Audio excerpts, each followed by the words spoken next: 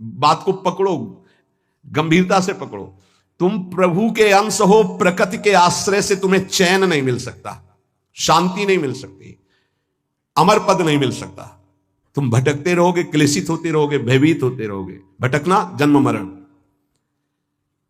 भगवान के एकमात्र आश्रय से तुम्हें विश्राम मिलेगा और कहीं नहीं।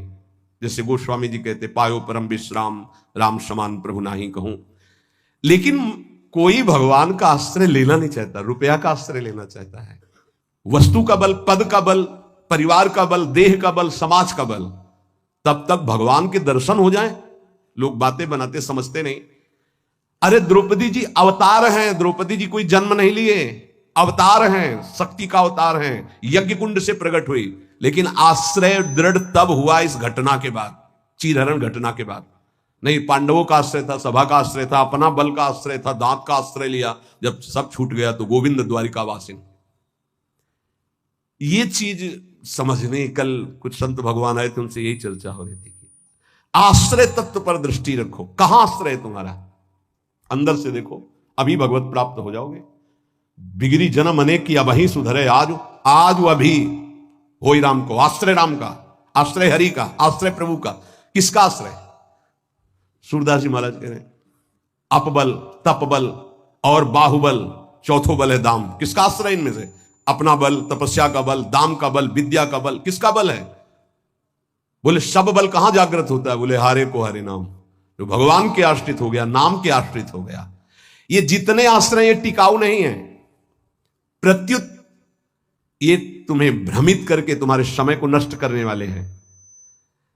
जिसने धन का आश्रय ले लिया, पतन है, शास्त्र कह रहा है। क्यों पतन है? खूब बल आ जाता है अंदर, क्योंकि गलत आश्रय लिया ना धन का। अब वो मतवाला हो जाता है, शराब पीना, मांस खाना, व्यभिचार करना, ये उद्दंडता ही उद्दंडता आने लगती है। अब भगवत आश्रित और धन आ गया तो उसका धन दूसरी जगह जाता है, क्योंकि आश्रय सही है। अस्पताल खुलवा दिया, पौशाला, संत सेवा, गौशाला, नाना प्रकार की धार्मिक वृत्तियों के द्वारा दूसरों को सुख पहुंचाना। क्यों? क्योंकि आश्रय बढ़िया है। केवल धन का आश्रय है तो सब दोष आ जाते हैं। इतना ही नहीं, शुभ कर्मों का आश्रय बन जाता है, साधना का आश्रय बन जाता है।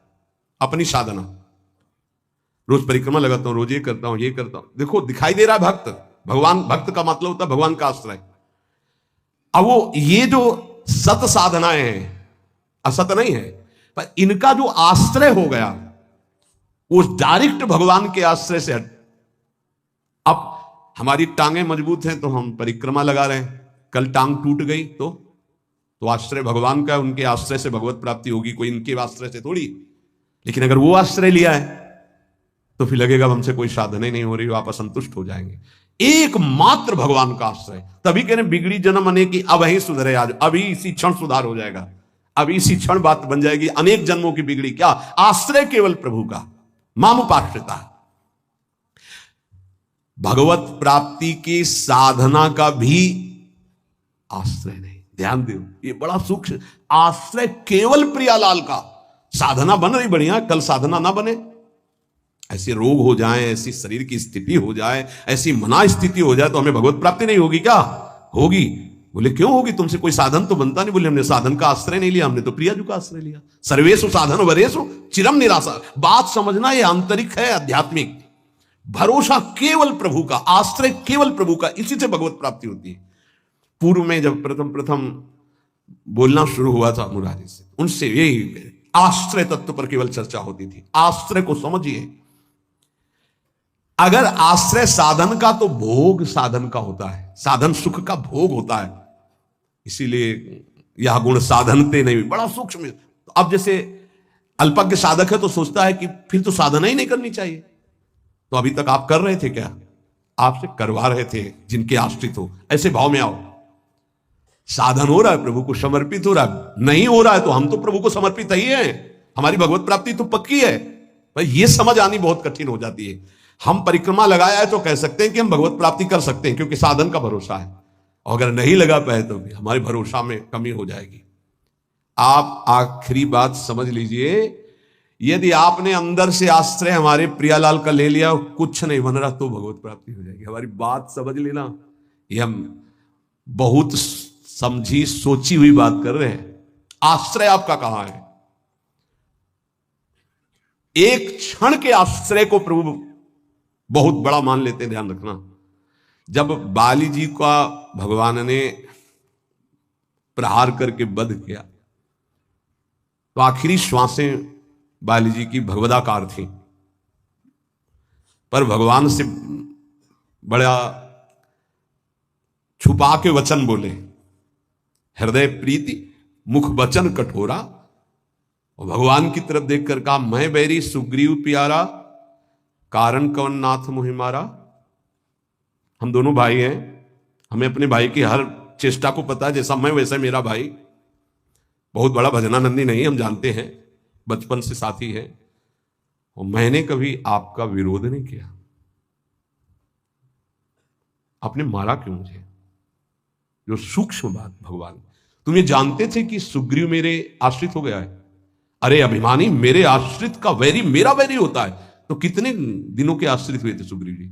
कोई माला चलाई थी, ध्यान किया था, तपस्या की थी, और निष्काम आश्रय नहीं था, सकाम आश्रय था। बाली मारा जाएगा, मैं किष्किंधा का राजा बनूंगा, और जब राजा बन गए, महाराज जी राम जी प्रवर्षण पर्वत पर रहे, एक दिन भी दंडवत करने न दिन में गए न शाम के गए, 4 महीना नहीं गए। फिर वहां से भयभीत वाले वचन जब भगवान लक्ष्मण जी को जाके बोल दो कि जो बाली को वही बाण तूड़ीर में है उसमें, तब आके दंडवत, नाथ विषय हरि लीने से ज्ञान। हम आपको बात बता रहे हैं प्रमाण सहित। भगवान ने जो वचन कहे उस बहुत मानने और समझने वाली बात। तुम जानते थे कि सुग्रीव मेरे आश्रित हो गया। अरे अभिमानी, तुम मारना चाहता मेरे आश्रित का वैरी मेरा वैरी, मेरे आश्रित का मित्र मेरा मित्र, इसलिए मैंने तुम्हें मारा। फिर वो आगे की जो बात, अनुज बधु भगनी सुत नारी, हो तो व्यवहारिक की बात कही, आंतरिक बात जो कही, मेरा शरणागत मेरे आश्रित। अन्य आश्रय टिकाऊ नहीं है, पहले दिमाग में रख लो। यहां तक कि साधना का आश्रय भी। इसीलिए सर्वेषु साधन वरेषु चिरम निराशा। साधना का आश्रय साधन का भोग करवाने लगता है। साधन का भोग क्या होता है?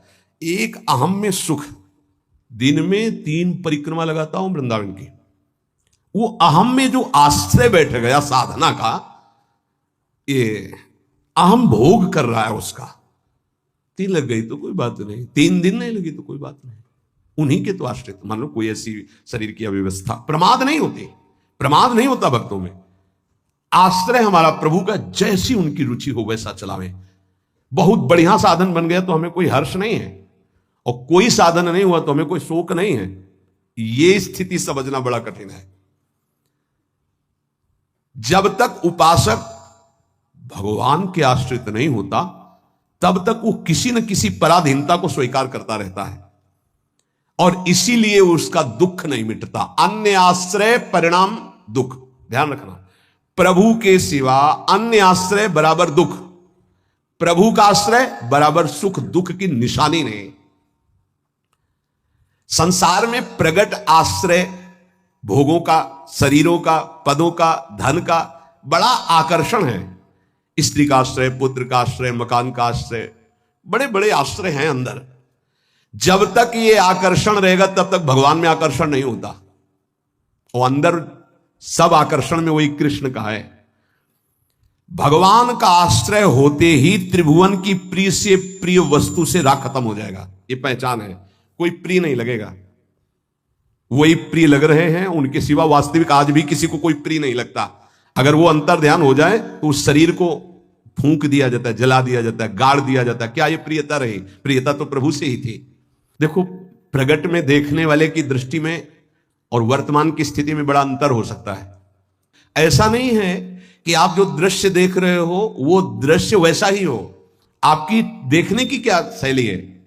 एक बार यही बात अकबर से जब कहा बीरबल ने कि देखी हुई बात गलत हो सकती है, अपना चिंतन जैसा होता है वैसे ही दृश्य दिखाई देता है, उसको भी समझना चाहिए, ना कि जो हमें दिखाई दे रहा है वही सत्य है। ऐसा कैसे हो सकता है? जब हम देख रहे हैं तो सत्य क्यों नहीं हो? तो उनका कभी ऐसा आपके सामने प्रश्न आवे तो बताना, फिर हम आपको उत्तर देंगे। एक दिन जो बादशाह की सैया लगाता था, उसके मन में आया कि जीवन व्यतीत होता जा रहा है फूलों की सैया लगाते हुए बादशाह के लिए तकिया और समझ। 5 मिनट लेट के देखते हैं, बादशाह थोड़ी आ जाएगा इस समय। लेटा तो सोचा इनका जो चद्दर है इतना सुगंधित और मुलायम, जरा डाल के डाला और आंख मूंद के 5 मिनट आनंद लेते, सो गया। भैया कहाँ चारपाई में सोने वाला, कहाँ बादशाह की सैया में। और दरबार में उनको विलंब था, तो जो उनकी पत्नी थी वो वहां गई। आज महाराज बिना कुछ खाए पिए बात किए, हमें लगता कोई सीरियस मैटर रहा होगा, थकित होकर के सो गए। पार्श्व में वो सो गए। बादशाह आया तो देखा मेरी सैया में कोई पुरुष और हमारी पत्नी। तलवार खींची तो कहा, उसने कहा था बीरबल ने कि दृश्य झूठा हो सकता है। उसको बुला के कहते हैं एक दृश्य कहां से झूठा हो सकता है, मैं सत्य देख रहा हूं। बुलाया और कहा कि तुम कहते थे दृश्य झूठा हो सकता है, देखने वाले की क्षमता के अनुसार दृश्य दिखाई दे। मैं देख रहा हूं मेरी पत्नी किसी गैर पुरुष के साथ पड़ी हुई, ये झूठा है। बोले महाराज झूठा भी हो सकता है, झूठा ही है, मैं ऐसा नहीं कहता, लेकिन झूठा भी हो सकता है। अब कौन पुरुष है हमें तो पता नहीं, लेकिन आप 2 मिनट खंभे की आड़ में रुकिए। रानी को जी, बोले आप किसके साथ सो रहे? बोले महाराज के साथ। बात नहीं की? बोले नहीं, थके थे, सो रहे थे इसलिए जगह नहीं, पार्श्व में सो गए। ठीक है आप जाइए, हम महाराज को जगा के ला रहे हैं क्योंकि भोजन नहीं पाया, इनको पवाना है। हाँ ठीक है। पर्दा हटाया तो वो फूल भी छले हुए। वो तो घबरा रहा था एकदम, तो उनका मालिक जान बचा लो, मुझे ऐसा ऐसा आया इसलिए। नहीं तो किसके साथ? बोले हमारे साथ तो कोई नहीं था। बादशाह पर्दे की आड़ में सुन रहे। पूरे चुपचाप भाग जा, अगर बादशाह जान गए तो मार भगा दिया।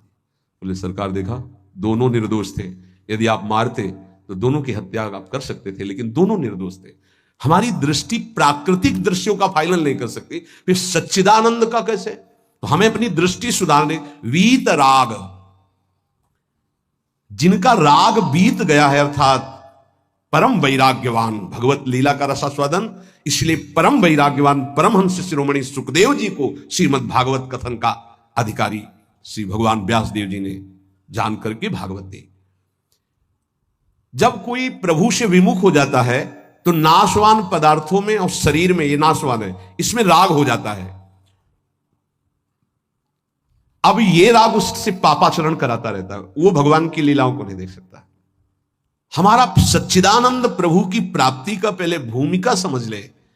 जब कोई तीनों रागों से, 3 प्रकृति के गुण, 3 शरीरों की रचना, तीनों लोकों का वैभव, तीनों रागों से जो मुक्त हो जाता है वो भगवत प्राप्त होता है। भगवत प्राप्ति में भी बड़ा भेद है कई तरह का। भगवत प्राप्ति में भी जो रस सिद्ध महापुरुष है वो गोपी भाव को, जो उनसे भी सहचरी भाव को, आपकी दशा का देह भाव में हो। अब देह भाव से देखोगे तो क्या दिखाई देगा? जैसा चश्मा वैसे दिखाई देगा। इसलिए लीला का वास्तविक रहस्य कौन जानता है? बोले वीतराग। कौन वीतराग? बोले जो परमात्मा से विमुख है, उसका नाशवान प्रकृति के द्वारा रचे हुए वस्तु, व्यक्ति, स्थान, शरीरों में राग हो जाता है। वो राग जिसका नष्ट हो चुका है उसे कहते हैं वीतराग, परमहंस। ये राग कामना पैदा करता रहता है, रजोगुण से राग उत्पन्न होता है, और राग से अप्राप्त की प्राप्ति की चाह का नाम कामना है। मैं ये भोग लूं, जो सुना, जो पढ़ा, जो देखा, वो भोग लूं, प्रकृति का कामना कहते हैं।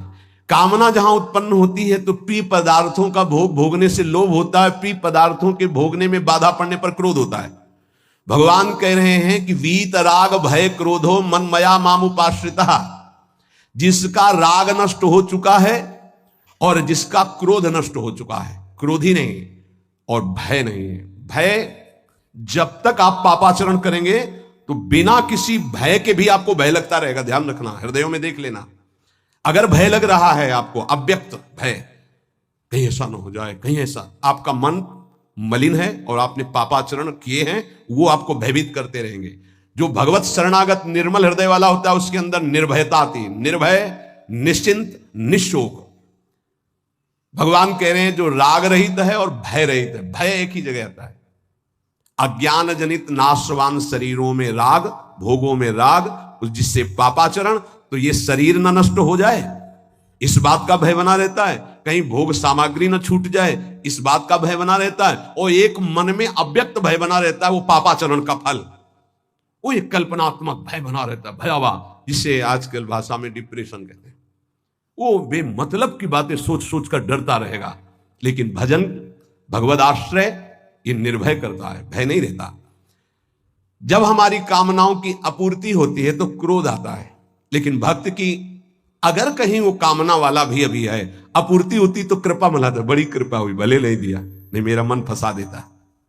पूर्ति हो गई तो बहुत दुलार है, बड़ी प्रभु की दुलार वृत्ति है, वो प्रभु की तरफ ही देखता है, पूर्ति में भी अपूर्ति में। इसलिए ना वो तो लोभ से बंध पाता है ना क्रोध से।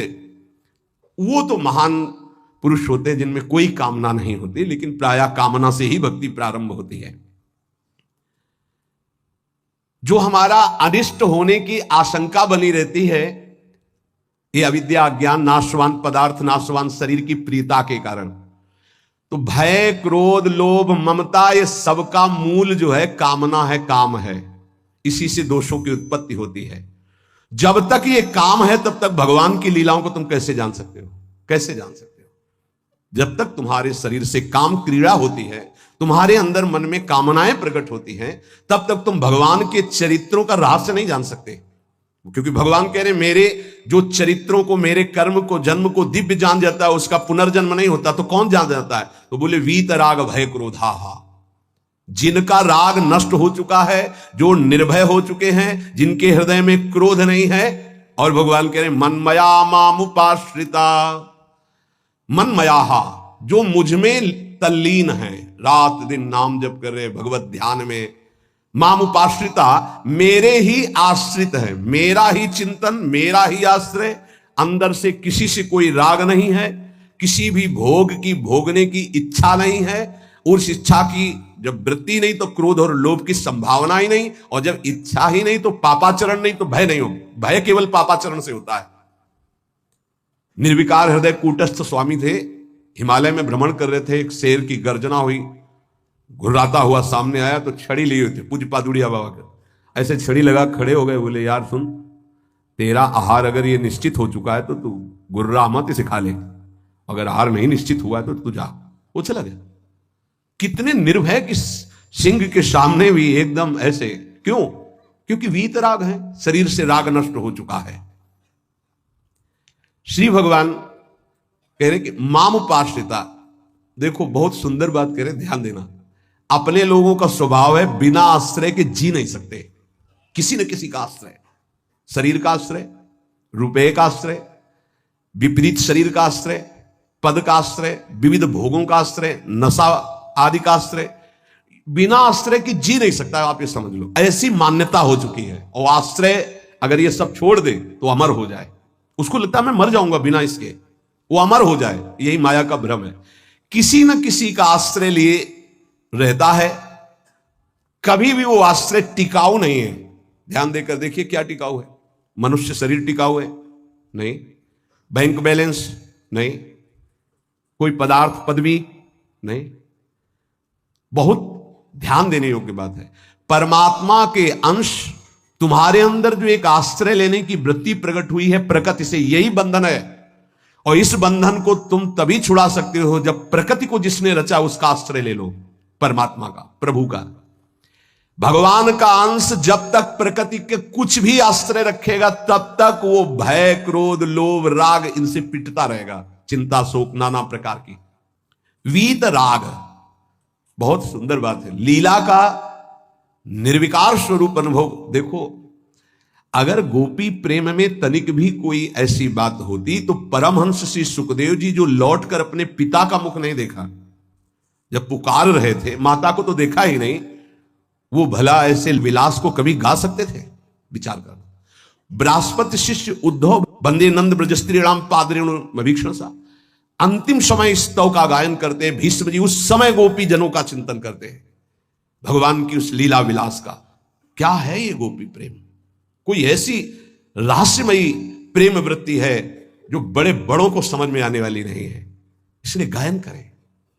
गायन से आप रास पंचाध्यायी के फलस्तुति को पढ़िए, उसमें लिखा है ये श्लोक, पुरा में याद नहीं, विक्रीडितम ब्रजबधु भिरदम च विष्णु, इस श्लोक में है कि जो श्री कृष्ण की इस रासलीला का जो गोपी जनों के साथ भगवान अद्भुत सुख वर्षा कर रहे हैं, इसका जो गायन करेगा, पाठ करेगा, वो हृदय रोग से रहित हो जाएगा। ये हृदय रोग को निर्मूल करने वाली लीला, अर्थात काम का सर्वनाश करके प्रेम प्रकाशित करने वाली। श्रीमद चतुरासी जी की फल स्तुति में लिखा है, भवजल निधि को नाव और काम पावक को पानी। काम रूपी अग्नि को शांत करने के लिए लीला जल है। चतुरासी जी का गायन निष्काम करके प्रेम प्रकट करता है। यहां प्रार्थना है, अर्थ की तरफ दृष्टि मत ले जाना। अगर अर्थ कभी आप पढ़ भी ले तो उसको चिंतन में मत आओ, उसको छोड़ दो। जब तक आपकी भाव दशा ठीक नहीं, अभी आपके अंदर काम आता है, आपके अंदर नाना प्रकार की वासनाएं हैं, आप नहीं समझ पाएंगे। आप उसे प्राकृतिक भाव से अगर देखेंगे तो बात ठीक नहीं, क्योंकि प्रिया प्रीतम सच्चिदानंद में आपकी बुद्धि प्राकृतिक भाव सच्चिदानंद पर आरोपित करना, फिर वो बिगड़ जाएगा। इसलिए यहां प्रार्थना करते हैं, नवनिवृत्त निकुंज के पदों का गायन, चिंतन भागवत गीता जी के सिद्धांतों का, देह राग को शिथिल करके फिर चिंतन जो प्रकट होता है वो आंसुओं से भींगे हुए कपोल वाला होता है। गदगद सुर नैना सजल दंपति रस रहे भीन। इसलिए उपासक को चाहिए कि जब तक देह भाव शिथिल ना हो जाए तब तक ऐसे ऐसे श्लोक रस भरे हैं जिनको आप बिल्कुल नहीं समझ सकते। इसलिए भगवान की अवतार लीला, भगवान के उपदेश, देखो शास्त्रों में हमने पाया कि जब अपने शिष्यों को उपदेश गुरुदेव करते हैं तो उनसे कहते हैं कि देखो भाई, मेरे उपदेश से जो मेरा आचरण न मिलता उसे कभी स्वीकार मत करना। मेरे उपदेश से जो मेरा आचरण या शास्त्र की आज्ञा से जो मेरा आचरण न मिलता हो उसे कभी अनुकरण मत करना। क्यों? क्योंकि तुम्हारी स्थिति नहीं है, तुम अनुकरण करोगे परास्त हो जाओगे। मेरा जो तुम्हारे लिए उपदेश है, शास्त्र की जो आज्ञा है, उसके अनुसार चलना। आप सोचो, जगत गुरु भगवान श्री कृष्ण की लीला का कोई अनुकरण कर सके?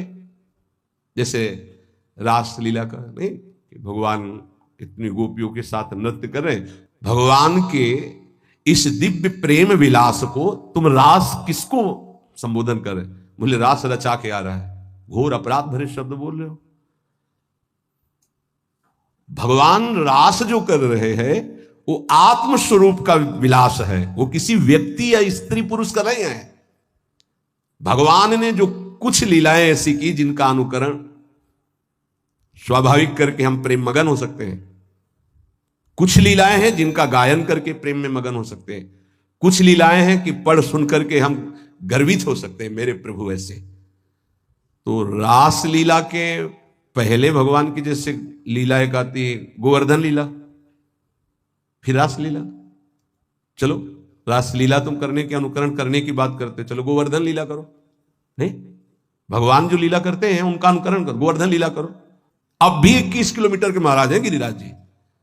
श्री कृष्ण चंद्रजू जो लीला कर रहे हैं वो गायन करनी है, अनुकरण करने की सामर्थ्य किसमें है? किसमें है? भगवान शंकर ने हलाहल जहर निकला समुद्र मंथन से, यहां रोक लिया। तुम एक कुल्ला पानी रोक के दिखाओ, पानी, और हलाहल जहर रोक लिया। तो सामर्थ्यवान महापुरुषों का आचरण वही अनुकरणीय है जो शास्त्र सम्मत है, जिनका वो आदेश कर रहे हैं कि आप ऐसा कीजिए। हर बात अनुकरणीय नहीं है, क्योंकि वो किस दशा में किस स्थिति में है। इसीलिए यहां भगवान कह रहे मेरे जन्म कर्म की दिव्यता को कौन जानेगा, और जो जानेगा उसका पुनर्जन्म नहीं होगा। तो बोले वीत राग, जिसका राग नष्ट हो चुका है,